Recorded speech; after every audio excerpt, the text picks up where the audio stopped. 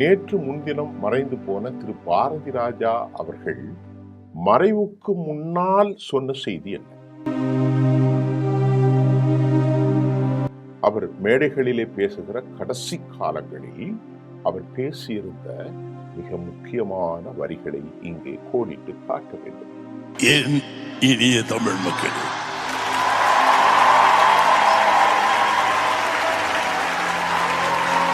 உங்கள் பாசத்திற்குரிய பாரதி ராஜா, இந்த பூலோகத்தை விட்டு, இந்த மண்ணை விட்டு ஒரு நாள் போய்விட வேண்டியிருக்கும் என்று நினைக்கும் போது நான் அச்சத்தால் உறைந்து போகிறேன். எனக்கு ரொம்ப பயமா இருக்கு அப்படின்னு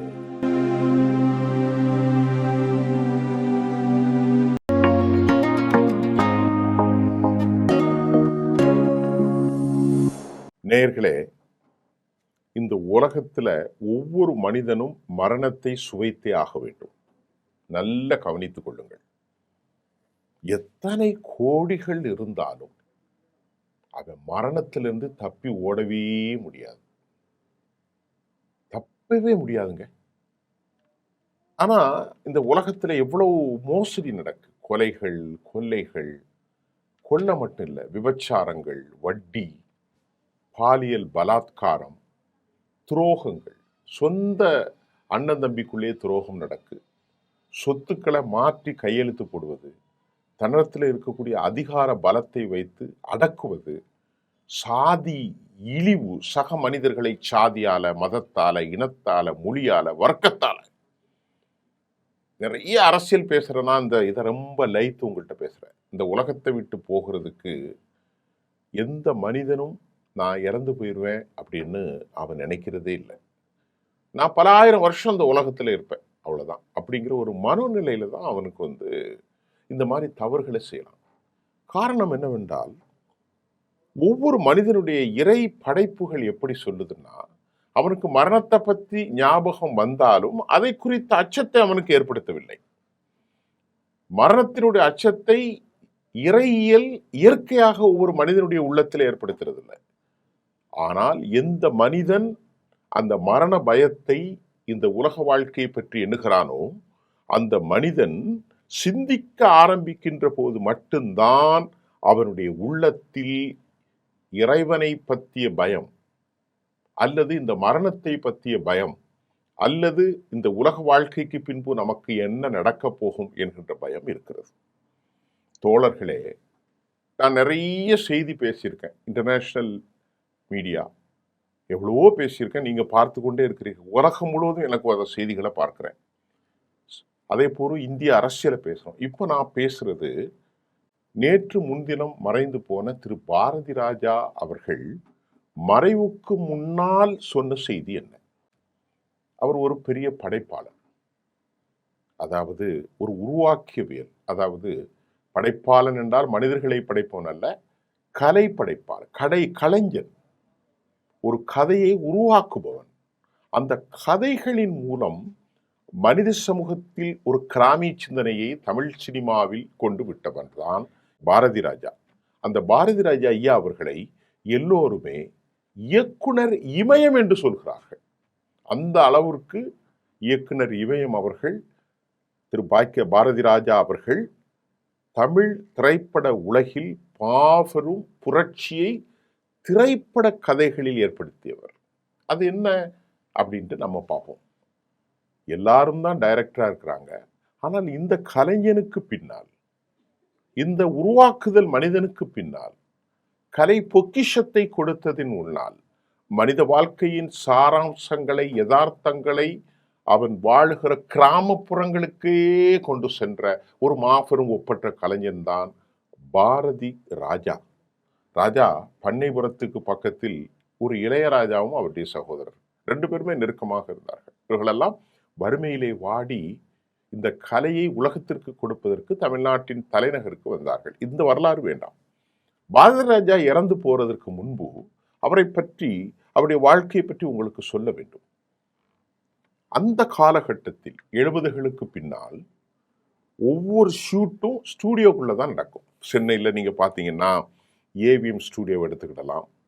அதே போன்று பிரசாந்த், அதே போன்று வாகினி, விஜயவாகினி இப்படியெல்லாம் உண்டு. இதை முதலாக ஸ்டூடியோவுக்கு வெளியே போய் ஒரு கதையை படமாக்கினா எப்படி இருக்கும் அப்படிங்கிறத வெற்றிகரமாக நடத்தியவர் தான் இந்த பாரதி ராஜா. அதை பற்றி நம்ம கொஞ்சம் பேசுவோம். அதுக்கப்புறம் அவருடைய சிந்தனையை பற்றி நான் பேச போகிறேன். அதாவது ஸ்டூடியோ சுவர்களுக்குள் மட்டுமே சிக்கியிருந்த தமிழ் சினிமாவை கிராமத்து வயல்கள், வரப்புகள், மலைகள், நீர்நிலைகள் என இயற்கையின் மடியில் கொண்டு சென்ற ஒரு மாபெரும் ஒப்பற்ற தமிழ் திரைப்பட கலைஞர் அவர். இந்த கிராமத்து மக்களுடைய வாழ்க்கை முறை, கிராமத்து மக்களுடைய வாழ்க்கை, காதல், கோபம், பாசம், வீர உணர்வு, அவர்களின் ஆழமான வழி, இது எல்லாவற்றையும் மனித மனத்தின் எல்லா உணர்வுகளையும் திரையில் உயிரோட்டமாக பதிவு சேர்ந்த ஒரு ஒப்பற்ற மாபெரும் கலைஞன் பாரதி ராஜா. அவரது மறைவு தமிழ் சினிமாவுக்கு ஈடு செய்ய முடியாத இழப்பாக மாறியுள்ள நிலையில் அவரோடு பழகியவர்கள் அப்படித்தான் சொல்கிறார்கள். இந்த கலைஞனை எதிர்த்து விட்டோம், பலர் கண்ணீர் வடித்தார்கள். ஆனால் ஒரு விவகாரத்தை நான் சொல்ல போகிறேன். நான் சொல்வது இந்த மாபெரும் கலைஞனின் படைப்புகளை பற்றி அல்ல, அவன் உருவாக்கத்தை பற்றி அல்ல, அவனால் வடிவமைக்கப்பட்ட கதையம்சத்தை பற்றி அல்ல. என்ன சொல்ல போகிறீர்கள்? நான் சொல்கிறேன். சில மாதங்களுக்கு முன்பு திரு பாரதி ராஜா அவர்கள் மரணத்திற்கு முன்பு, கடைசியில் அவர் ரொம்ப உடல் நலிவுற்று சோர்வுற்று இருந்த இடத்தில் அவர் பேசவில்லை. அவர் மேடைகளிலே பேசுகிற கடைசி காலங்களில் அவர் பேசியிருந்த மிக முக்கியமான வரிகளை இங்கே கோடிட்டு காட்ட வேண்டும். அந்த கோடிட்ட வரிகளில் அவர் இதைத்தான் சொல்லியிருந்தார். இது யாருக்கு பலனளிக்கும் என்றால், நான் இப்போது பேசுகிற இந்த பேட்டியை பார்க்கிற இந்த செவ்வியை உள்ளார்ந்து கேட்பவர் எல்லோருக்கும் அது புரியாது. ஆனால் உண்மையிலேயே தத்ரூபமாக அறிவார்ந்த நிலையில் இந்த உலகத்தை நேசிப்பவர்களும் அறிவுஜீவிகளும் இதை கண்டிப்பாக கேட்க வேண்டும். பாரதி ராஜாவுடைய பேட்டி என்னன்னு சொல்லி பார்க்கலாமா? பார்க்கலாம். திரு பாரதி ராஜா அவர்கள் தான் மரணிப்பதற்கு முன்பு அந்த பேட்டியை அவர் கொடுக்கிறார். இந்த பேட்டியை பார்த்த உடனே அறிவானவர்கள் சிந்திப்பார்கள், அந்த பேட்டியில் அவர் என்ன சொல்ல போகிறார், என்ன சொல்லி இருக்கிறார், சொல்ல போகிறார் அல்ல, சொல்லி இருக்கிறார் என்பதை நீங்கள் புரிந்து கொண்டால் உங்களுக்கும் அறிவு கவலைகள் ஏற்படும். அந்த பேட்டியிலே திரு பாரதி ராஜா என்ன சொன்னார் என்றால், வாழ்க்கை மீதான தனது காதலை மிகவும் உணர்வுபூர்வமாக பகிர்ந்திருக்கிறார் திரு பாரதி ராஜா. அவருடைய வரிகளை பாருங்கள். இந்த உலகம் மிக அழகானது, பெண்கள் மிகவும் அழகானவர்கள், பூக்கள் மிகவும் அழகானவை, மேகத்தை பாருங்கள், அதன் அழகை பாருங்கள், மலையின் அழகை பாருங்கள், அடே அப்பா, நீர் வீழ்ச்சியின் அழகு எவ்வளவு அழகானது, இயற்கையில் இருக்கும் ஒவ்வொன்றும் அழகு அழகு அழகு, கடல் அழகு, விவசாயத்தின் நெற்மணிகள் அழகு, எவ்வளவு அழகு, இத்தனை அழகு, ரொம்ப அழகான இந்த அழகான படைப்பினங்கள் இருக்கும் இந்த பூலோகத்தை விட்டு, இந்த மண்ணை விட்டு ஒரு நாள் போய்விட வேண்டியிருக்கும் என்று நினைக்கும் போது நான் அச்சத்தால் உறைந்து போகிறேன், எனக்கு ரொம்ப பயமா இருக்கு அப்படின்னு பாரதி ராஜா சொல்லிட்டு அடுத்த வரி சொல்றார்.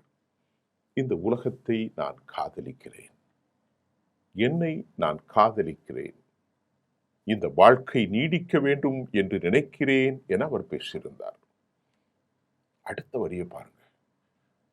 என் உடல் மட்டும்தான் இந்த மண்ணில் கலக்கப் போகிறது, புதைக்கப்பட போகிறார்கள், அழிய போகிறது, என்னுடைய உடல் இந்த மண்ணோடு மண்ணாக அழிந்து போக போகிறது.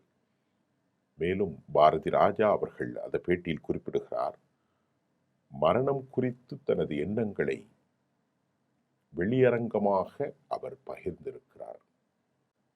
இதோ பாரதி ராஜா உங்களோடு பேசுகிறார். நான் மறைந்தாலும் என்னுடைய உடல் மட்டும்தான் இந்த மண்ணில் கலக்கும்.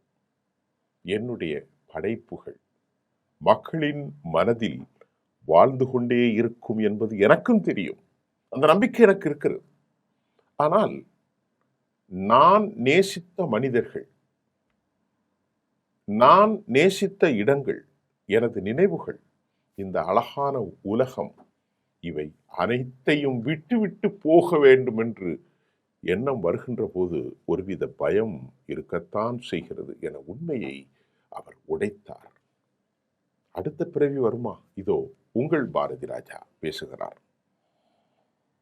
பிறவி பற்றியும் பாரதி ராஜா அப்போது சிந்தித்திருந்தார். சிலர் சொல்கிறார்கள் 7 ஜென்மம் இருக்கும் என்கிறார்கள், அடுத்த பிறவி இருக்கும் என்கிறார்கள். ஆனால் அது உண்மையா என்று எனக்கு தெரியாது. இருந்தாலும் அடுத்த பிறவியில் நாம் யாராக பிறப்போம், எப்படி வாழ்வோம் என்பது எனக்கு தெரியாது. அவர் அதில் நம்பிக்கை இல்லை, அப்படித்தான் சொல்கிறார். எனக்கு தெரியாது. இதோ பாரதி ராஜா தன் கருத்தில் மீண்டும் வலியுறுத்துகிறார். இப்போது இருக்கும் இந்த வாழ்க்கை மீண்டும் எனக்கு கிடைக்குமா? அவருடைய ஆதங்கத்தை பாருங்கள். இப்போது இருக்கும் இந்த வாழ்க்கை எனக்கு கிடைக்குமா? நான் இந்த பாரதி ராஜாவாகவே மீண்டும் பிறப்பேனா? இந்த மக்களை, இந்த சினிமாவை, இந்த இயற்கையை மீண்டும் மீண்டும் மீண்டும் இதே போல நான் காதலிக்க முடியுமா என்று எனக்கு தெரியவில்லை. அதனால்தான் இப்போது கிடைத்திருக்கும் இந்த வாழ்க்கையை முழுமையாக அனுபவிக்க வேண்டும் என்று நான் நினைக்கிறேன் என்று திரு பாரதி ராஜா அவர்கள் மரணிப்பதற்கு முன்பு உருக்கமாக பேசியிருந்தார். வாழ்க்கையை இவ்வளவு அழகாக அவர் நேசித்தார். ஆழமாக நேசித்த மனிதர் இன்றைக்கு நம்மிடையே இல்லை. இது அதிகம் ரசிகர்களை வேதனைப்படுத்தும். அவர் பேசும்போது சொல்கிறார் பாருங்கள் தோழர்களே, இந்த உலகம் அழகானது. இந்த உலகத்தின் மலைகள், மண், நீர் எல்லாமே, ஆகாயம், பூக்கள், மனிதர்கள், பெண்கள், குழந்தைகள், வயல்வெளிகள், கடல், எல்லாம் எல்லாம் தாவரங்கள், வயல்வெளிகள், அப்பப்பா எவ்வளவு அழகானது. இந்த உலகம் அழகானது. நான் அதை விட்டு போக பயமாக இருக்கிறது என்று சில மாதங்களுக்கு முன்பு பேசிய பாரதி ராஜா இன்று இந்த உலகை கண்ணீரில் மூழ்கடித்து விட்டு சென்றிருக்கிறார் என்று அவருக்கு நெருக்கமானவர்கள் சொல்கிறார்கள். ஆனால் அவர் சொன்னது போல, திரு ராஜா அவர்கள் சொன்னது போல, பாரதி ராஜா அவர்கள் சொன்னது போல் அவரது உடல் மட்டுமே இந்த மண்ணில் கலந்திருக்கலாம். இது இவர்கள் எழுதிய பாத்திரம். அவருடைய கதாபாத்திரங்கள், அவர் காட்டிய கிராமங்கள், அவர் விதைத்த கனவுகள், அவர் உருவாக்கிய சினிமா, மொழி, இவை அனைத்தும் தலைமுறைகளை கடந்தும் தமிழ் சினிமாவில் இருக்கத்தான் செய்யும். இதனால்தான் ரசிகர்கள் இன்று ஒரே குரலில் சொல்கிறார்கள், பாரதி ராஜா மறையவில்லை, அவர் படைப்புகளோடு இன்னும் உயிரோடு இருக்கிறார்.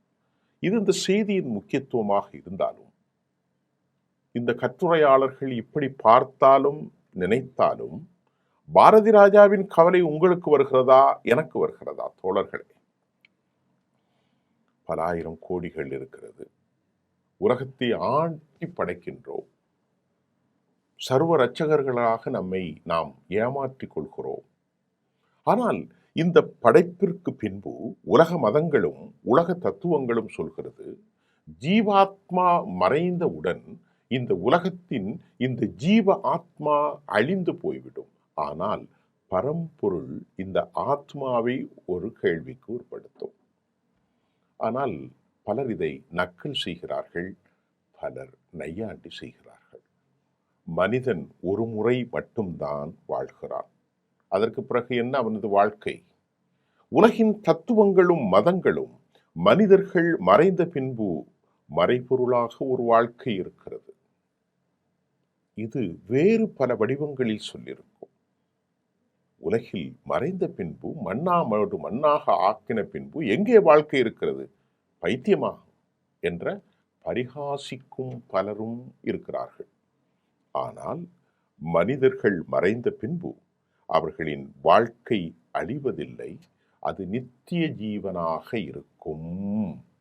பரமாத்மா அதற்கென ஒரு அற்புதமான ஒரு சோலை வனத்தை உருவாக்கியிருக்கிறார்.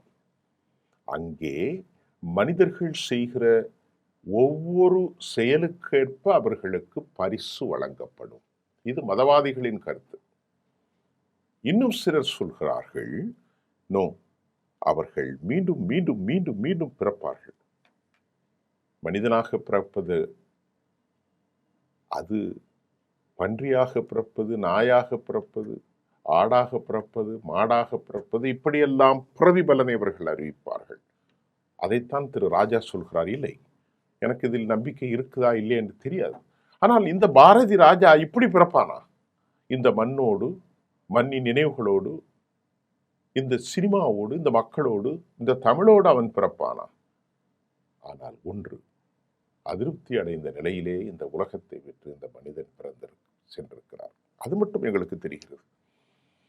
அவர் இந்த சந்தேகங்களுக்கு காரணம், இந்த உலகத்தை அவர் அதிகம் நேசித்தார்.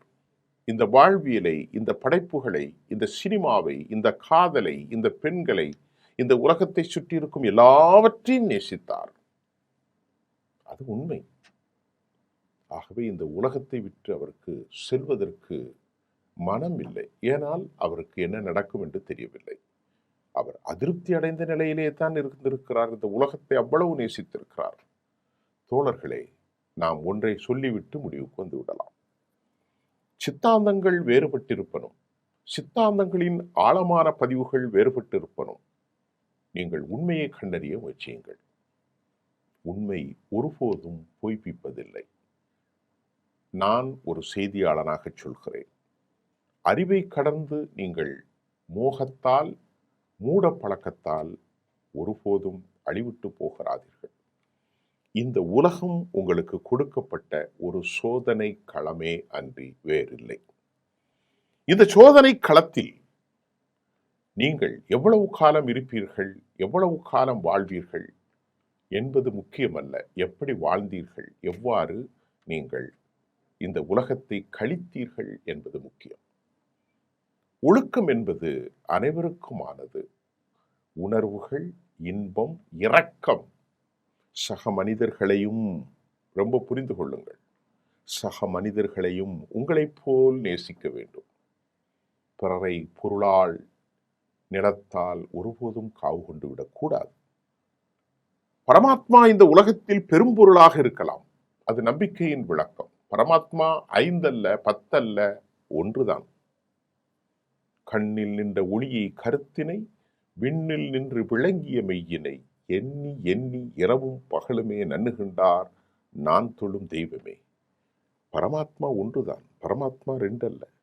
அந்த பரம்பொருளாகிய பரமாத்மா இந்த உலகத்தை கண்காணிக்கிறது என்ற ஒரு பெரும் கூட்டம் நம்புகிறது. அவன் ஆடாகவோ, மாடாகவோ, மனிதனாகவோ இல்லை. பரம்பொருள், அது அறிவு ஜீவியான ஒன்று. இப்படித்தான் வேதங்கள் சொல்கின்றது. இதை நம்பினால் உங்களுக்கு சுப வாழ்க்கை கிடைக்கும் என்றும் வேதங்கள் சொல்கிறது. இதை நம்பாவிட்டால், அநீதிகளின் பால் நீங்கள் உங்களை உட்படுத்திக் கொண்டால் என்றும் நித்திய நெருப்பு குண்டத்தில் அழிந்து போவீர்கள் என்றும் சொல்கிறார்கள். ஆனால் ராஜாவினுடைய வாழ்க்கை, நேசித்த இந்த மனிதன் எதுவும் தெரியாமல் உண்மையிலேயே என்ன நடக்கிறது என்பது சந்தேகத்தோடு இந்த உலகத்தை விட்டு புறப்பட்டிருக்கிறார். அவர் தனது வாழ்க்கையை முடித்துக் கொண்டார். இருப்பவர்களுக்கு ஒரு சுப செய்தி. அநீதிகளை ஒருபோதும் உங்களுக்குடையதாக ஆக்கியிருக்கிறார்கள். பாரதி ராஜா சொன்னதை போன்று அன்போடு நீங்கள் பழக ஆரம்பிங்கள். இந்த உலகத்தின் நோக்கத்தை நீங்கள் புரிந்து கொள்ளுங்கள். பாரதி ராஜா நேசித்ததை போல் நீங்களும் நேசிக்க ஆரம்பியுங்கள். ஆனால் ஒன்று, உங்கள் ஆத்மா, உங்கள் சரீரம் இரண்டையும் நீங்கள் பிரித்து கொள்ளுங்கள். சரீர வாழ்க்கை இந்த உலகத்தோடு அழிந்துவிடும். ஆத்ம வாழ்க்கை வேறொரு கட்டத்தில் இருக்கும். மனிதர்களை மட்டும் நேசியுங்கள். உண்மையில் அதற்கு 1000 அர்த்தம் உண்டு. நித்திய ஜீவன் உங்களுக்கு கிடைக்கும். ஆனால் பரிகாசிக்கும் பல மனிதர்கள் மத்தியிலும், விடை தெரியாமல் பலர் குழம்பி இருக்கும் இவற்றுக்கு விடையை தேடிச் செல்வது ஒவ்வொரு ஆத்மாவின் காலத்தின் கட்டாயமாக இருக்கிறது. இதுதான் பாரதி ராஜாவின் மரணத்தின் அவர் பேசிய பேச்சினுடைய செயல் வடிவமாக ஒட்டுமொத்தமாக சித்தரிக்கப்படாத உண்மையின் காணொளி. மீண்டும் அடுத்த செய்தியில் நான் உங்களை சந்திக்கின்றேன். நன்றி.